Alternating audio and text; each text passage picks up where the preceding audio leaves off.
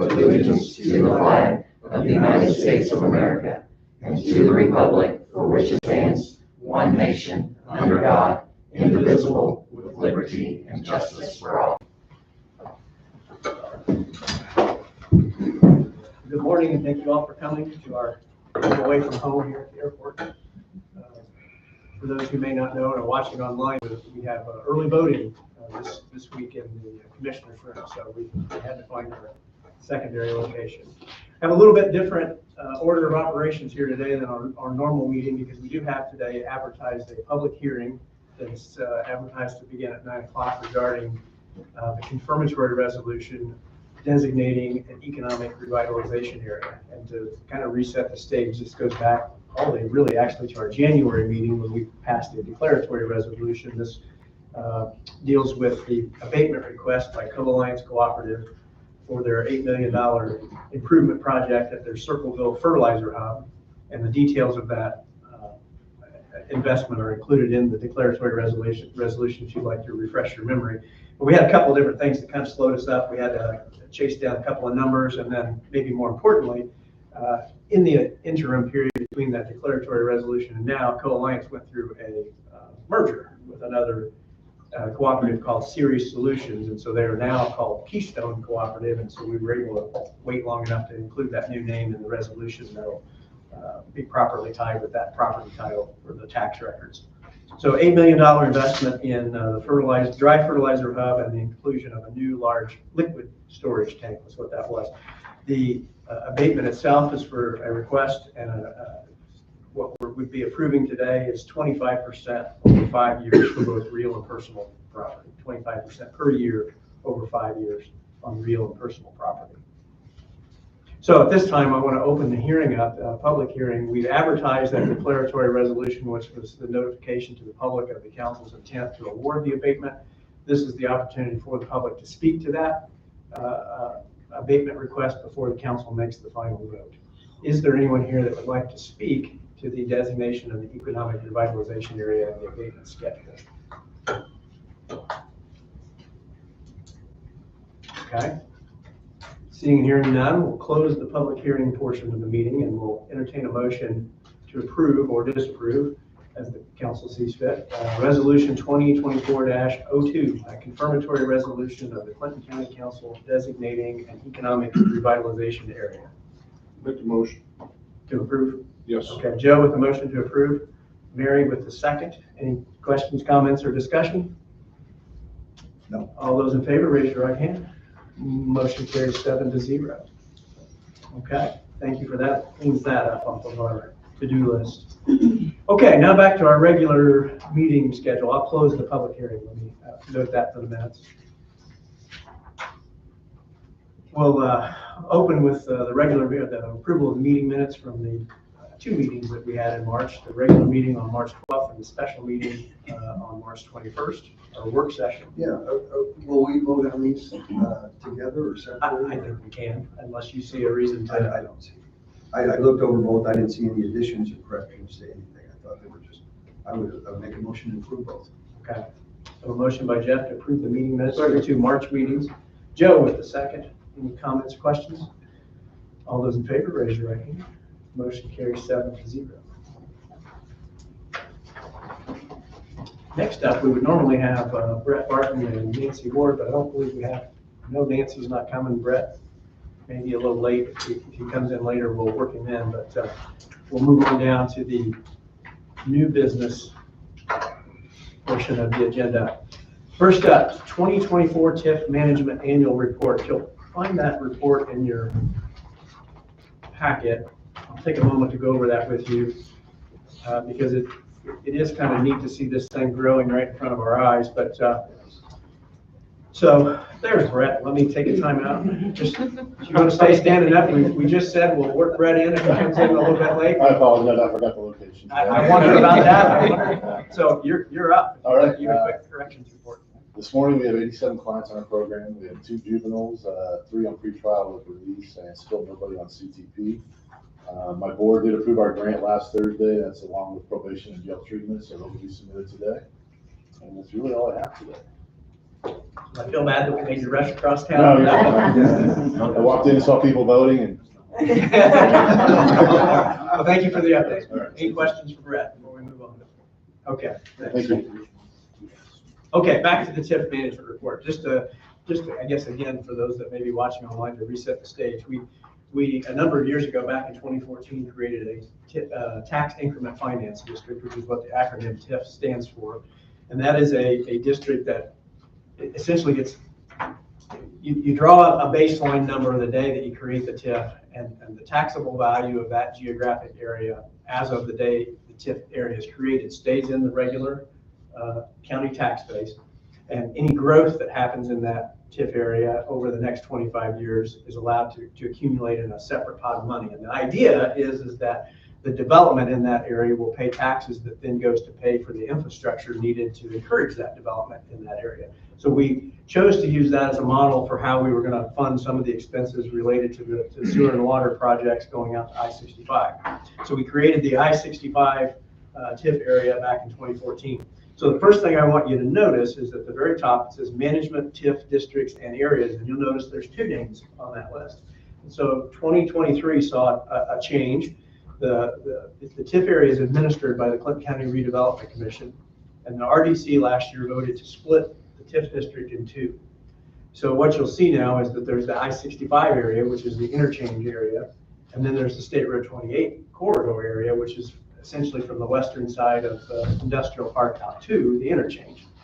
And that was done for a couple of reasons, but the primary reason being that if you look out at those same lines, it says expiration date. And so from the time you create a TIF area, you have 25 years until it sunsets. So by creating that secondary area, that is essentially extended the life for those undeveloped, as yet undeveloped areas, so that they have 25 years from now.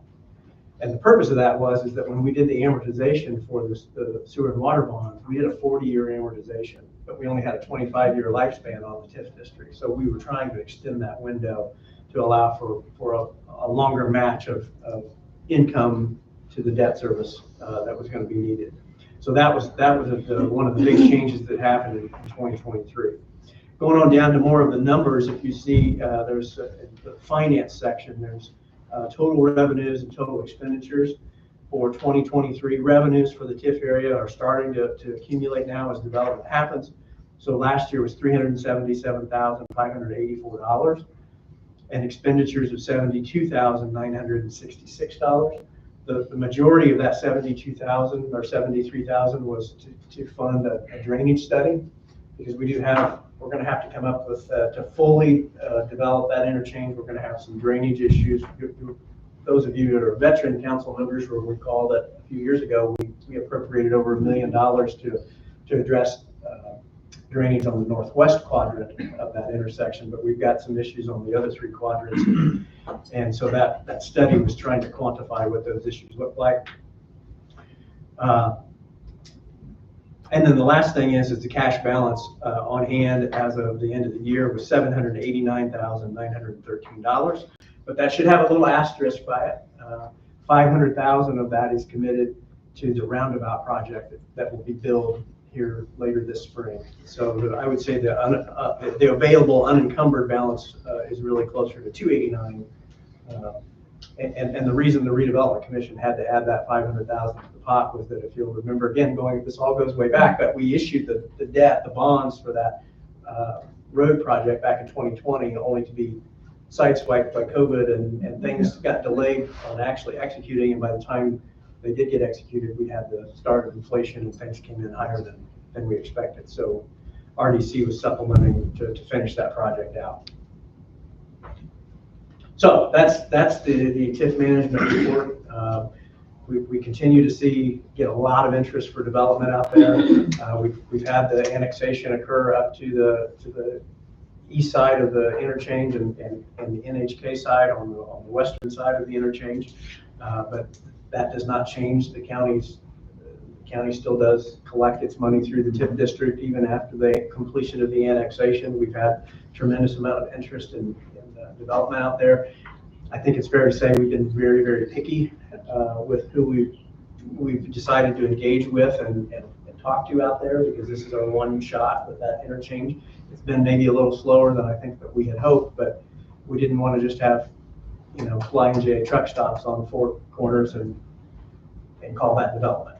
So we've got some exciting things in the hopper that I hope are going to come to fruition here in 2024, and we can see those numbers really pop. So, questions? No, I was gonna ask if the annexation affected the TIF, but you just covered it, Alan. So Yeah. that was my question. Because the TIF came before the annexation, it stays in place and is grandfathered. Okay, We cannot TIF an area after it's been annexed. right. So, yeah. Okay. So, Just an explanation, there's no vote for it.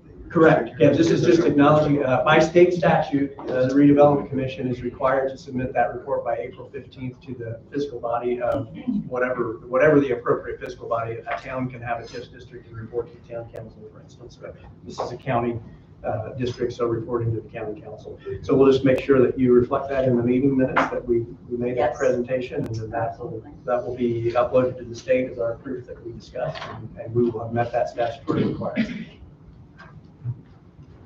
Great explanation. Okay, thank you.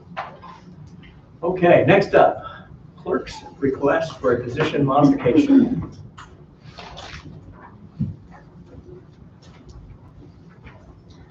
Good morning, I'm Stephanie Hushberger, the Clinton County Clerk.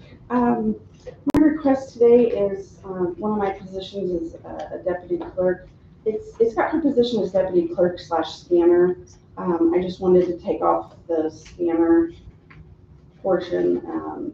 We've got Document Mountain now, they're scanning all of our documents. Not that she doesn't still scan new things that come in, but I just didn't feel like that encompassed everything she does. So I just wanted to remove that portion of her title. And I have been in front of the commissioners. It was approved by them and also the other committee. I'm not sure what they're called. Okay, that could, okay. Yeah. It's been approved by both, so. So yeah, this is, again, another example of our new process that we're trying to get everything kinks worked out, everything the way we want it. So we had that one job description change request to remove the scanner description and duties from that position. So it has gone before the committee, it has gone before the council, or the commissioners, and so we just need to give our final rubber stamp approval to that as well. I'd make a motion to approve. I'll second. And we have a motion by Jeff, a second by Todd to approve that change request. All those in favor, raise your right hand. Motion carries 7-0. Thank you. Thank you.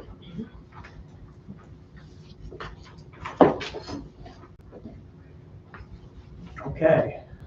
Now we have the assessor and the treasurer here to talk about new mobile home legislation to educate us. Good morning. Good morning.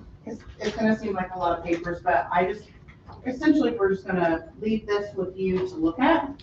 Okay. I wanted to make you aware of it and something to think about. This legislation will will start July 1st.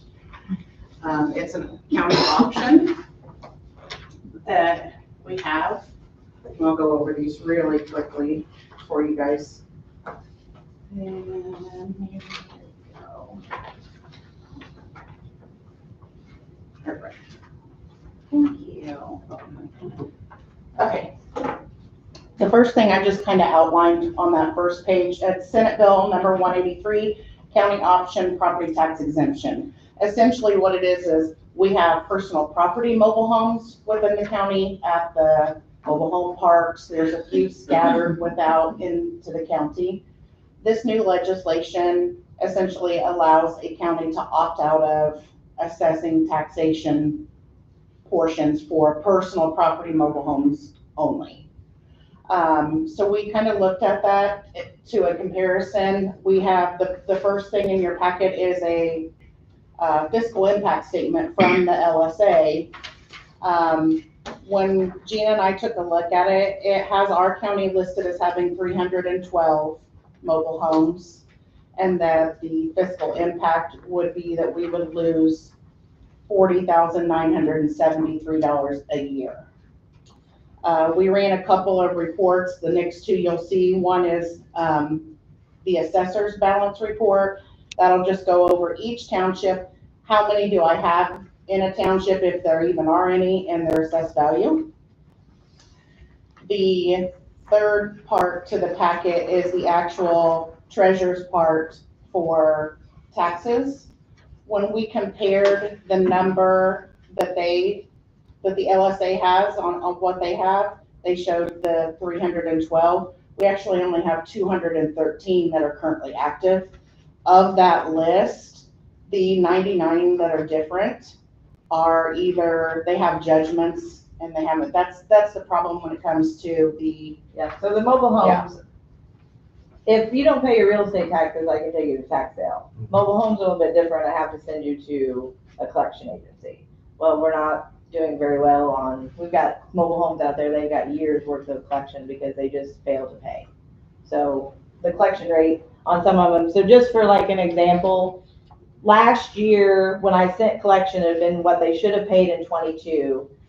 I had 22 that I sent for about $5,000, and as of right now, we've only collected $250. Are they eligible for Trex? Yes, so we do get a little bit, and I would say most of the money that we probably get is coming through the Trex. The Trex program does pick up some of those people, but if they don't have state income, then there's nothing to collect, so. so it's just something for you guys to think about. You can see in the list where if they have judgment, some of them have no value and maybe just need removed from the list. When it comes to what we're collecting also, you can look on that balance report on the backside. You can see the treasurer billed last year, $40,155.02 was the total that was billed. And there was only collected just a little over $28,000. And with what all we have to collect, the time it takes my staff to go out every year, do the field work, bring it in, find value on one system, put it up, because there's a pricing system with the state, put it on another one. The time she bills, collects, paying collection agency. We just wanted something for you guys to look it over and feel like, decide if you thought that was worth doing or keeping. So feel free to look it over, give Gina or I a call if you have questions, but just wanted you to give some information to look over Yeah, I really appreciate that. I was not aware that option existed for us. just now. It So, just started. Yeah. Okay. I just had a question. So would your recommendation be to move forward with this? For what the amount of work that's put into it for what we collect or even could collect, if everyone paid, I feel I talked to Gina, and that's why we brought it to you, that it might be something to consider. Does your staff do that or the vendor? No, we do that. You do that, Mhm. okay. Yeah, so we're not paying anyone additional in that part. Yeah. We do the mobile homes ourselves. Okay, okay. Yeah. It does rub me the wrong way to think about somebody not having to pay taxes on. Correct. on- Yeah, that's right. Correct. That we're just saying, hey, we're gonna forgive this class, but I certainly see And what I you mean. do, and that's the, Cost benefit. and That's the hard part for we us, discussed that as well, is there, a lot of them you'll see in value are not worth much, but they're paying something if we get to collect. There are a few that are a little bit nicer, in one area of the county. And that's a hard one to decide. But, I mean, either way, we'll do whatever. I wish it the is, state but- would do something and basically make them maybe go through the B&B and get Right. like, I don't know, a sticker Yeah, or yeah. pay something at the B&B instead of running it through. Because my office also has to deal with the people that, if they come in and transfer their title from one to the other, I have to sign off and say all your property taxes are paid. So sometimes we catch them there Mhm. because they've got 5 judgments and like, well, you can't. But then sometimes I feel like they just don't ever change the into their. And we're supposed to get like lists from these mobile home park owners, because the land and all that is still taxed, it's real estate, all that. I'm supposed to get that information from them every year, who's there, who's, doing the lot rent. so we can keep our list updated. That doesn't always happen at all, or the names are not correct. And like Gina said, they're supposed to come in and do transfer permits when they move it, sell it. It doesn't always happen. So then now we're trying to chase down an owner from maybe a year or two ago, and now it's, I don't own it, so-and-so. And you don't have sometimes factual evidence of the name for certain. It's just it's a lot to think about and consider. So two things to make sure that I'm clear. One, the option does not begin until July 1, correct? Or did it? Correct. So we wouldn't have to, we couldn't do anything until July 1 even if we No, wanted. that's what I wanted you guys to have time to look it over, ask questions. But yes, effective date July 1 of 24. And then two, the default position is if everything remains the same, Mhm. we have to vote to change. Correct, Okay, correct. yeah, okay. I know that on the area plan, there's judgments, there's a lot of judgments that we looked at this past week about little payments here or there that people have been paid. It equals quite a bit of money over the years. And it's kind of like, well, we could go ahead and excuse these people since it's only 500 or 700 or 1,200. But like Alan said, just the thought of somebody getting away from something. But Jay Moore, the attorney, brought up, some of these collection agencies would take 50% of that and put all the. Well, which is why the first thing I would encourage is that we make sure we run through everything through tracks, which cost us zero. Well, And there's a process. everything is ran through tracks. Yeah, okay. But the other thing that in my mind is if we just decide we're gonna exempt a class from taxation, aren't you encouraging Yes. more, of that class to be put in place too, which I don't think is, probably what we want. Mhm. So, So just to, so Trex is in place. Yeah. And we collected $250. Well, no, that was just through what we've collected. I'm not certain where it came from, it's just I looked at the parcels and that's what we've collected on the ones we sent to judges. I'm guessing most of them came from the collection agency, Okay. so. well, thank you for the update. I think Joe's got it. Joe's gonna Oh, look at it. Joe. Does modulars fall under this? Obviously, they're a mobile home until they go in and remove the wheels, or If they're, if a mobile home or a manufacturer or a modular home sits on a piece of land that you own, it's real estate. The only thing that would be considered in these are the people who are renting lot space or what have you, and they can still be moved. They're not a fixed, they can be moved at some point in time. But if you own it and it's on your real estate, it's still taxed. It doesn't qualify for this. Okay. Okay. Thank you. Thank you. I'm sure that will come up again. Yeah, it really is. Okay, last item on new business, a report from our classification and compensation committee, with some cleanup items. Todd, looks like you got the short straw on that. Yeah, we had a meeting last week, discussed several job descriptions, and there's a couple that we are ready to approve. We're doing some more homework on, I believe, 5 of them. But at this point in time, we recommend that we approve the health officer, new job description, and the public health nurse and nursing supervisor. Okay.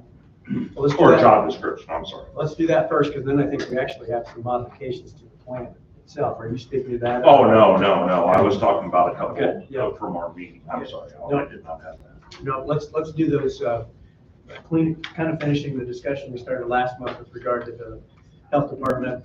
So that has all happened, those discussions. Yes. Have gone through the process, and we've got the final versions. You'll recall last month, we kind of voted conceptually to move forward with that, but we wanted to get some language corrected. So we have that recommendation of the committee to approve those, so I would entertain a motion to do so.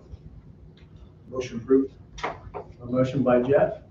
Got Joe with the second to approve those health department job descriptions. All those in favor, raise your right hand. Motion carries 7-0. The other issue related to the committee, and Britt, I may let you walk through with the council what you shared with me, but we decided to come up with, as Britt referred to it, as cheat sheets, But really, they're more of a streamlined checklist, I guess I would call it, to give department heads a step-by-step process for creating a new position, or B, modifying an existing position. And so I'll turn it over to you from there if you'd like to kind of go through what we have in front of us here then.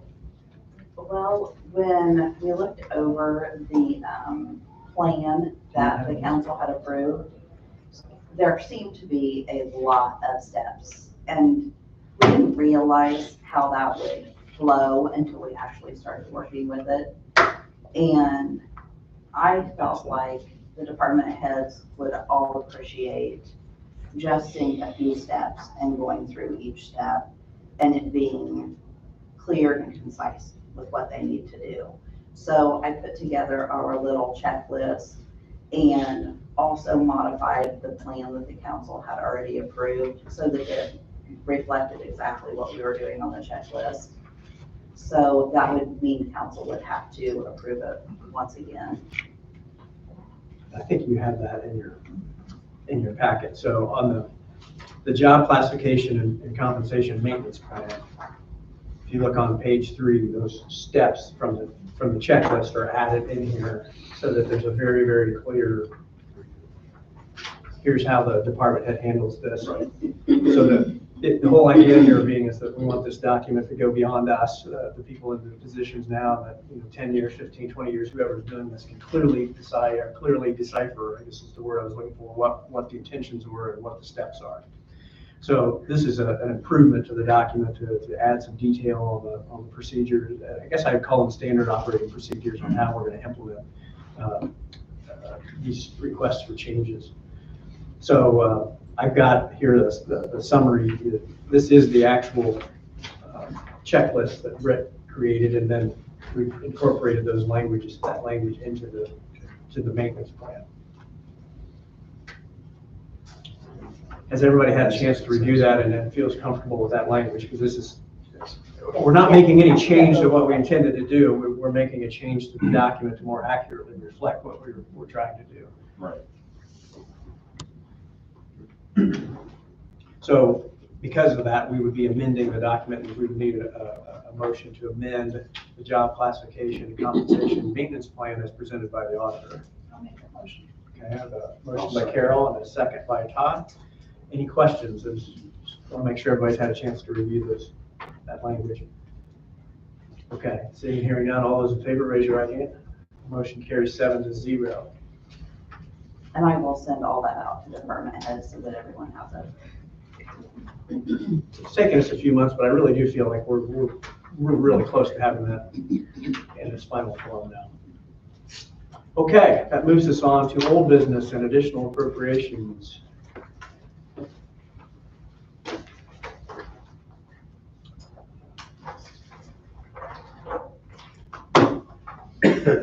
Beginning in the county general fund. We've got a reimbursement check from Cintas for $84.80 for the sheriff's office that we'll put back into the garage supplies line item. We have an overpayment refund from one of the local attorneys that apparently we had too much money go out there that we got some refunded back. $125 for the pauper attorney fund.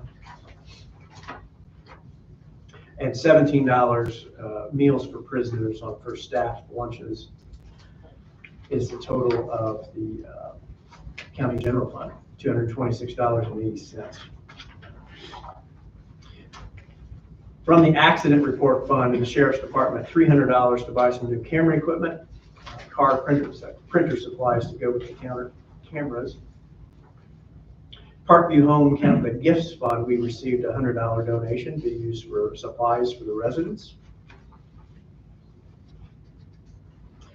Brett, this is where I'm going to ask you to say a few words. We have an appropriation of $3,879.75, which has an interesting backstory. Well, Marcia received a phone call from a company wanting to know when they would receive their check or if it had been mailed out. Marcia informed them that yes, that she had mailed it out, and she spoke to the treasurer and it had cleared. And so Gina, are you the one, you probably went on and saw the actual check from the bank, right? Yeah, so anytime Marcia comes over and wants to see if a check is cleared, we'll pull the front and back and just hand it to her. So we did hand it to her, and then she's like, well, these aren't the people that we made the check out to. So basically, a check of ours got stolen in the mail somewhere between here and Florida. The name got changed. It looked like our check, but then after inspecting it a little bit better, there was other verbiage on the check. But like our signatures were there. I mean, it looked exactly like our check. It was crazy how, and Alan was up in our office and we did show him, unless you looked at specific details, it looked just like our check. It happened to me personally too. Did it? So, So we reported it to the bank, and they provisionally have agreed to put that money back into our account. And so that's what this appropriation is to put that money back into the EMS budget. It was related to an EMS matter. So $3,879.75. So just wanted you to know that backstory. Then it'll be paid out again, right? Then yes, but it'll be in the budget, so it'll just be reissued as a new check.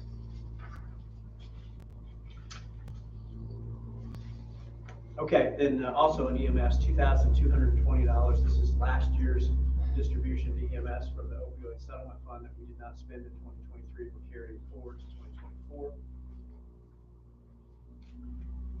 Board of Health, $4,000, partnering with the Frankfort Police Department to purchase a medical incinerator.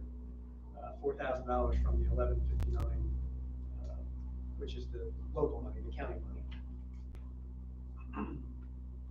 Clinton County Highway Department, this is $18,833.77 for bridge work on Bridge 21. This is a federal reimbursement for some expenses that the county advanced the funding for it initially, and we received a reimbursement for that amount to go back into the bridge fund.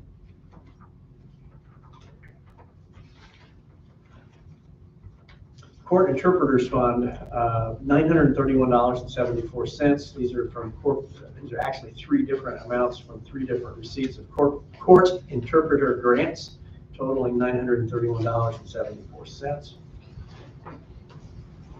Sheriff's Gifts Fund, $100, which was donated in memory of Sheriff Paul Underwood.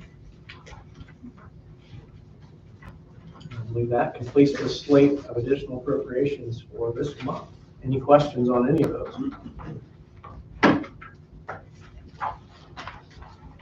I don't have, what is the number on that one, Britt? For that, 07. Okay, so I would, entertain a motion to approve resolution 2407. Approve 2407. Okay, I have a motion by Jack, second by Mike. All those in favor, raise your right hand. Motion carries 7-0. This month, we had no transfers to approve, which brings us to the receipt and acknowledgement of the financial and budget status reports from the auditor that we'd like to show for our meeting minutes. I'd like to, I've looked them over, so if we could show those minutes that they've been Received. Okay. Have a motion by Jeff to acknowledge receipt of the financial report and budget status report. Second by Mary. All those in favor, raise your right hand. Motion carries 7-0. Okay, that brings us to our reports. Any council reports? Any members of the council have a committee meeting or community involvement that they'd like to report for the benefit of the group? I had a meeting with Sharp, and things going really well. There's plenty of money this year. We just will be talking to people about the possibility of people 62 and under getting help with their homes, their home maintenance. The program is allowing for some things that haven't been allowed for before. So if you have a wet basement or things like that, so there's plenty of money. So we just need to. We've been doing some extra advertising, just on Facebook. We'd like people to know that this is available, but you have to be 62 or older and you have to own the property. So SHARP being Senior Housing Assistance Relief Program, Yes. I believe, which is some federal money that has a local match, which is why the council is involved And there used to be a disabilities portion and a regular portion, and now it's just all of one. So, Is a past grant recipient eligible to reapply after a period of time? 5 years. 5 years, okay. 5 years. And last year we had, I don't remember, I don't have my numbers in front of me, but I'm thinking maybe 30% was out of the city of Frankfurt, which is kind of, that's what we're trying to do is get it across the county. Of course, most of the property is in the city, so it's going to be natural, it's going to be more, but it's a really good program. So thank you for that update. Anybody else? I just wanted to say that the responsibilities that the council has outside of the council is we serve on appointments and boards, committees, and that type of thing. And some are high-profile area plan commission and other things. There's one that's real unique that I wanted to kind of bring up mainly for you, for the council. All the players showed up last week. It's hard for everybody to show up at all the meetings, but Wildcat Creek, solid waste, one that's not high profile. That's right. But the mayor's on it, she's the president, I serve as the vice president. All three commissioners are on that, there's a city councilman on there. And then the towns have representatives, so to have a mayor, a city councilman, and three commissioners and a county councilman is pretty unique. And yeah, and it all worked fine last week, and it's good. And to make a plug for them, for all the paints and solvents and everything you don't know what to do with, it goes to the city highway. There's a little area for those people. Joel will dispose of anything you have a question about. So that's my plug for that. And that's a worthwhile message. Electronics. Oh, that's a big one. That's right. Thank you. So everybody in the county there's a tax rate to support that. We all pay taxes to support that solid waste district. So it's something we want to make sure we do utilize, and it is jointly administered between City of Frankfort County and the town. So that's a really, you're right. It's a very unique governing structure. Yes. So thank you for that. Anybody else on the council? Okay. We have one commissioner in the room. Any commissioner report? Commissioner Reaver, anything? Really not, but I'm sure everybody has noticed the north end of the annex collapsed with the cement wall that was there.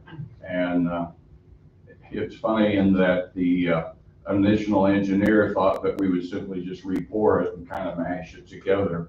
And all of us three commissioners have said that you don't put cement together, it's not going to adhere to each other, etc. And why do we want to crack all the way down and have it re-poured again? So we've asked them to reestablish the entire wall on the north side. And so we feel it needs to be done completely right, not patched already before we get started. So if you look at the north wall of the annex, you'll see a large hole, and they're addressing it.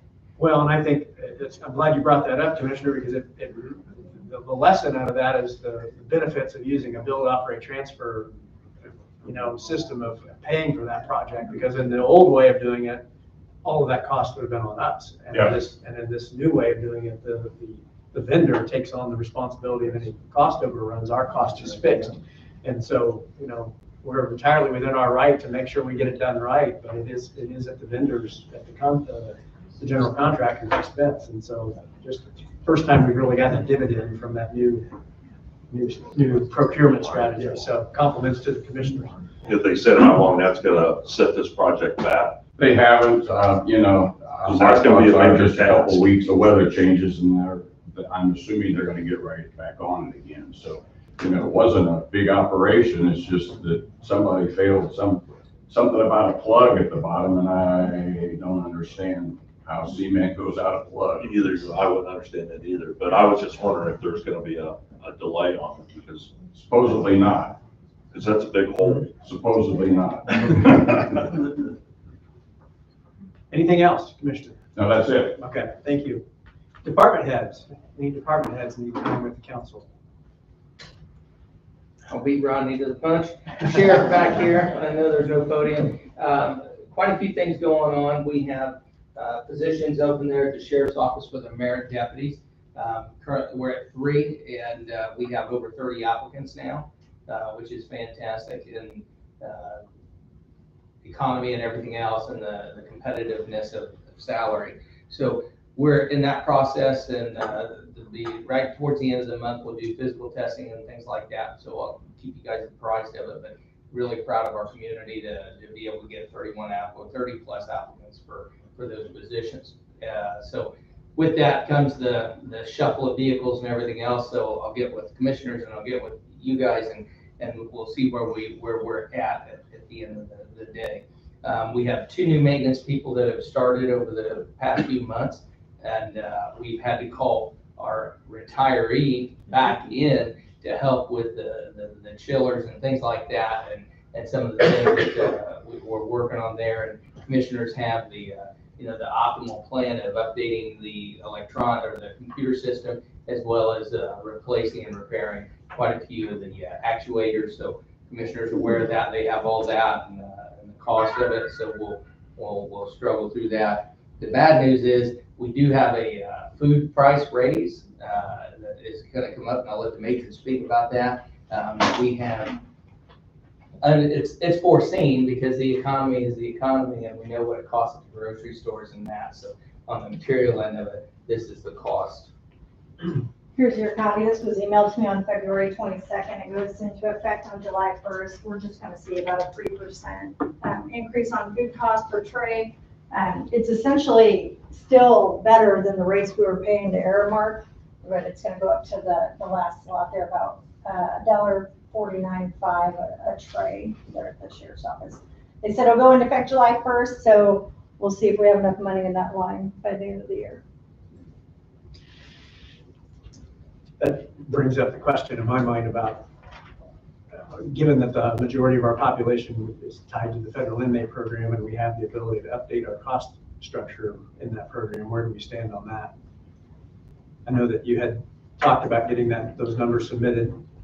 We have submitted the new agreement, and we're basically, for the most part, we're ready to move forward with it, and we'll bring something to the table and have some conversation with you and the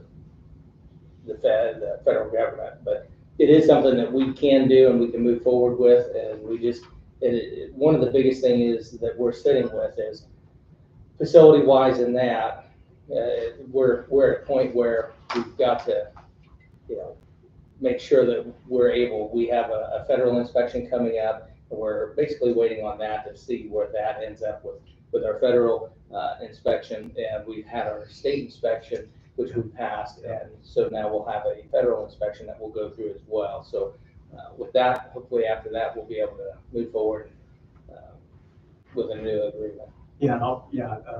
Jail commander did forward me the state jail inspection, Yes. so I have that if anybody cares to look through it or see it. I'm happy to forward it on, but yeah, looks like a flying colors, passed with flying colors, so. I did. Okay, all right, thank you. Thank you. Hang on. Sheriff, I got a question for you. Did we have any issues, or did everything go well with all the extra people in the county yesterday? I was just. No, we had, there was a little bit of traffic. Yeah. And if you get into the area of Kirkland, between Kirkland and Antioch, it's kind of the black hole of GPS and Google Maps.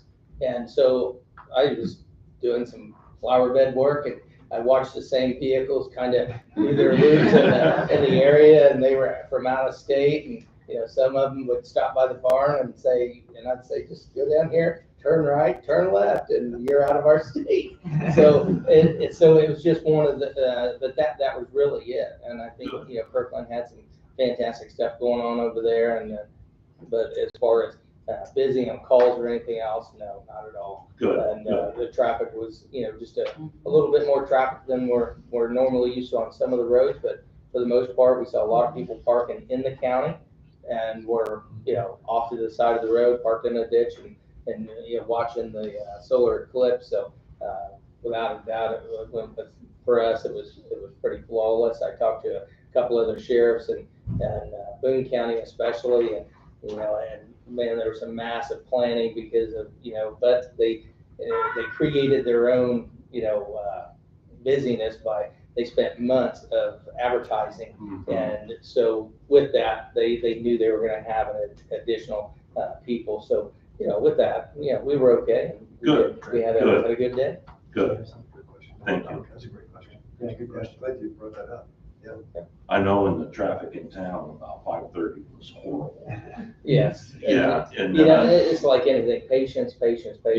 You know, it's like, if you go to the Indianapolis 500, at the end of the race, you're gonna take a couple, 3 hours to get out of the area, so, I mean, but, you know, it's like, for our community, we don't necessarily have any huge events that are gonna, bring that to us now.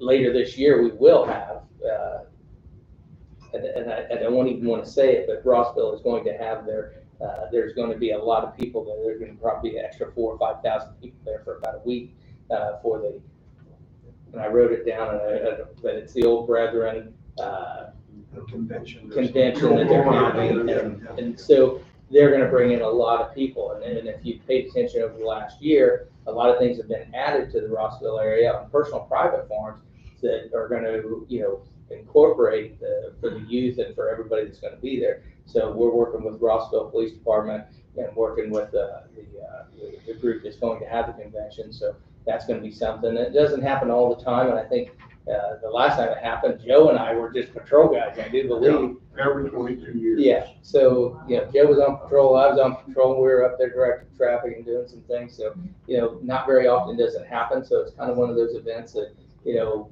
for them, it's something fantastic, and as in law enforcement, you know, 22 years ago, we had a good time, didn't we, Joe? Good food and good people, so it was all good.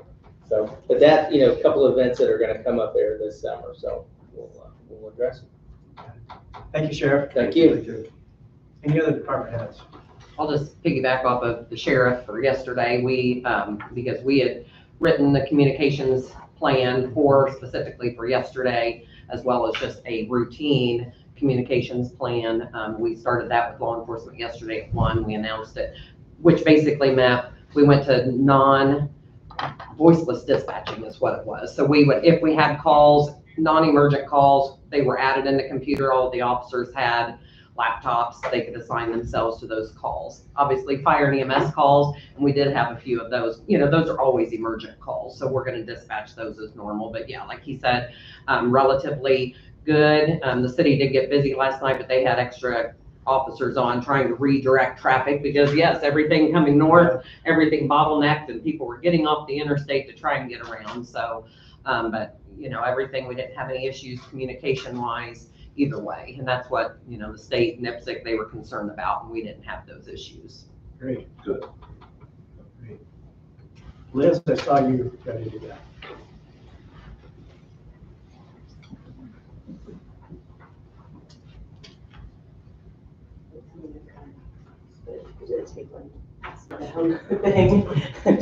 Because if I try to separate them out, we'll be here for 5 years and my fingers don't work. So this is something that I try to do once a year. Actually missed last year, just with what was happening workflow wise.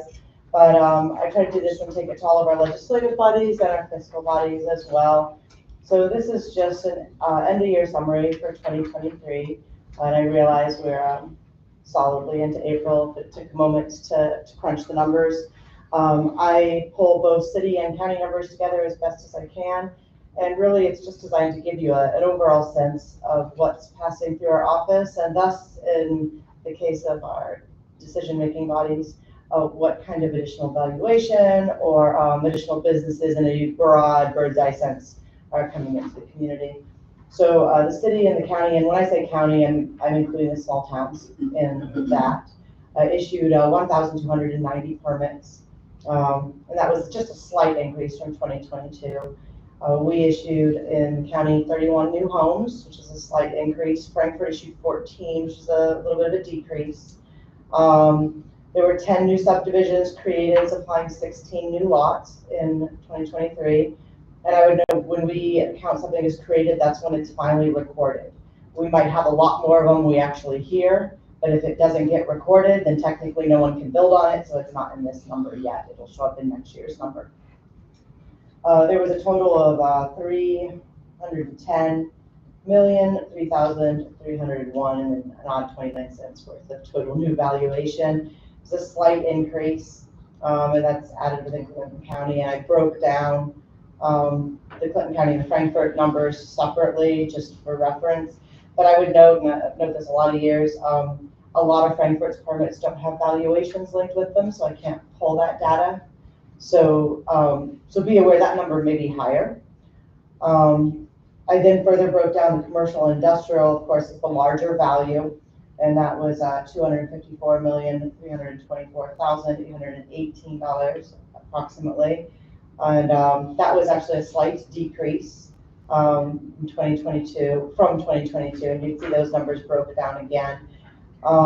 Something I would note just for future years, I expect that for 2024, we're going to see a dramatic decrease in these numbers, which I know nobody ever likes to see a decrease, but we saw a really dramatic increase starting in 2022, and that's because of solar and NHK. We had a couple really big projects. So our community, Frankfurt, and all of our other jurisdictions combined, we're only looking at a population of maybe 35,000, give or take, a few thousand. So a single industrial or commercial project can have a huge effect on the data one way or the other. It does not mean we're not growing. It just means the timing of something. So like a huge amount of the 2022 and the 2023 numbers are tied into, solar and one or two large industrial projects. So as those roll off, if something else of equal, SS value doesn't come in that year, which I don't foresee something with as big as a contribution as what Hardy Hills, has had coming in, then we're going to see a drop. Not because we're not growing, just because the way the numbers work. So try to kind of get that in everybody's minds. So next year I'm like, hey, we had a decrease. It's like, oh no, what happened? So I also broke down, which is probably of less interest to you guys, as to our legislative bodies and the Area Plan Commission, but broke down our enforcement cases in terms of how many are open from what years and what the flow is. And then our Board of Zoning Appeals cases of special exceptions and variances, which we actually heard a few more of in 2023 than in 2022. And it's always interesting to see how those break down between the different towns and townships. But there's not a ton to the report. I just hope people find it helpful. And I'm sorry it took me so long this year to do it. I discovered an error with the way our program was pushing out data, and then I got suspicious and spent a lot of time in spreadsheets before I was sure of it. So if you have any questions, I'm happy to answer those. This is great. Yeah, this is great. That's really good information. Thank you. You're welcome. Anybody else? Just a few things. First, I just want to say the 4896 schedule was a big topic of discussion in 22, big transition year in 23. It seems to be paying off. Our current overtime was at 25% as of April 1st. Because our budget split in two budgets, it should have been at 50%. So we're currently at half of our overtime expenditure, which the past couple budgets I've done, I've definitely not seen that. So it seems to be working, and we have much more comprehensive coverage of the coverage. So I know typically we talk money here, right? But I want to add the human aspect to it. So yesterday we had a critical patient yesterday that we were very involved care. We utilized a lot of different equipment. The value of all that equipment, and we're talking $80,000 to $90,000 just for the equipment alone that was being utilized. We're very optimistic for a positive outcome for this patient, but when we got to the trauma center we went to, they used our equipment for at least 30 minutes while they set theirs up and prepped the patient. So that's the kind of care that we're currently able to provide. So I just want to say thank you for investing in us and allowing us to invest in the community. So it starts with training and education from external all the way to internal, and then so on and so forth. So thank you guys for investing in us. One other aspect, I talked to the commissioner meeting last year when we started these conversations with IU Health. We're trying to get whole blood on our ambulances to be able to provide the patients, especially trauma patients. I'm not trying to throw shade, I'm just speaking the reality. IU Health was not willing to partner with us on this initiative. And so if you saw in the news a few months ago, Crawfordsville, they were the first in the state of Indiana to carry whole blood. And, I'd argue, well, we started the conversation, a year before they did, but I digress. Ultimately, we have a meeting with their vendor on Friday, so we're optimistic we'll be able to head in that direction. There'll have to be a contract involved, and there will also be a financial implication to it. But I can't speak to the improvement in quality of care with that. So I'll once I have numbers, I'll present those, but I just wanted to know what we're working on, so. Great. Yeah. What was the reason IU isn't willing?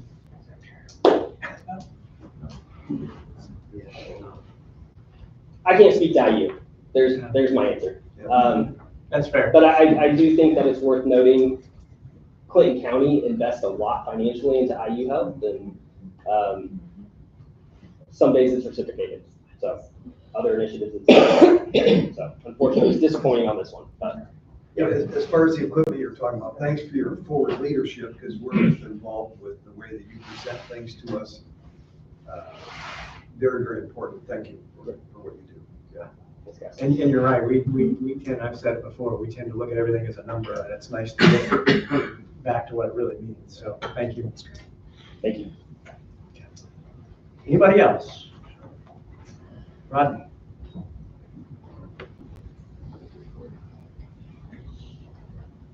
Yeah, just want to take a moment to speak to the council just on the idea. I hate to say it, but I'm already starting to look at budgets for this coming year.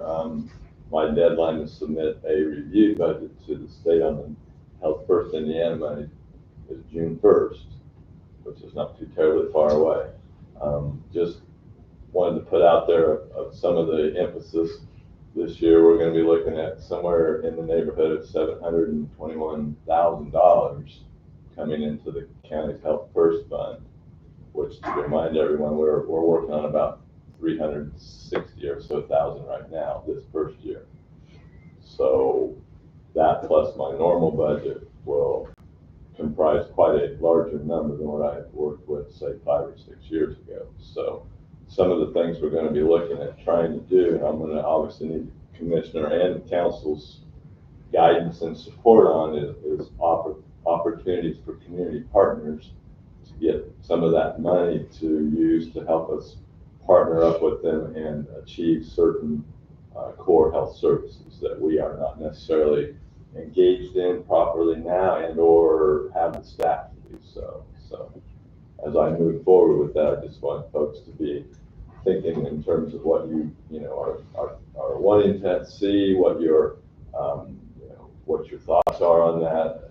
I'm looking at some of the other counties, and they have a grant process available for some of that extraneous money, and they're utilizing that online availability. I've looked at, I'm involved with some anyway with our opioid committee money. We have a system for that. I've checked with the commissioners and their community, as well as the folks, kind of looking at those, but I'm going to try to derive a application that would be somewhat encompassing what you're looking for, plus some of the things that we need. So, okay. But I warn you now that that's what I'm looking at. Duly warned, yeah. Yeah, if you have questions as we go through, I'm going to be starting to crunch numbers on things pretty shortly here. Okay.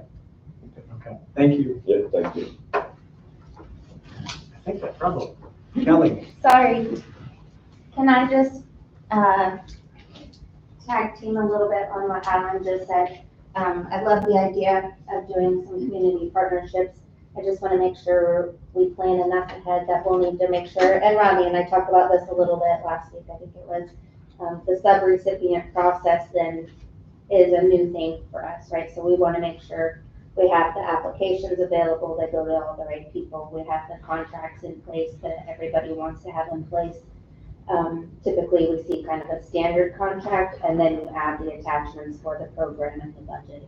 And then we need to do the monitoring of what the subrecipient is doing with the money to make sure that it's tied back to the guidelines of the contract. So it'll be a process, and we just need to have everybody in the room for those conversations, but I love the idea of the community partnerships for sure. Great. Thank you. Thank you. Anybody else have any business to bring before the council?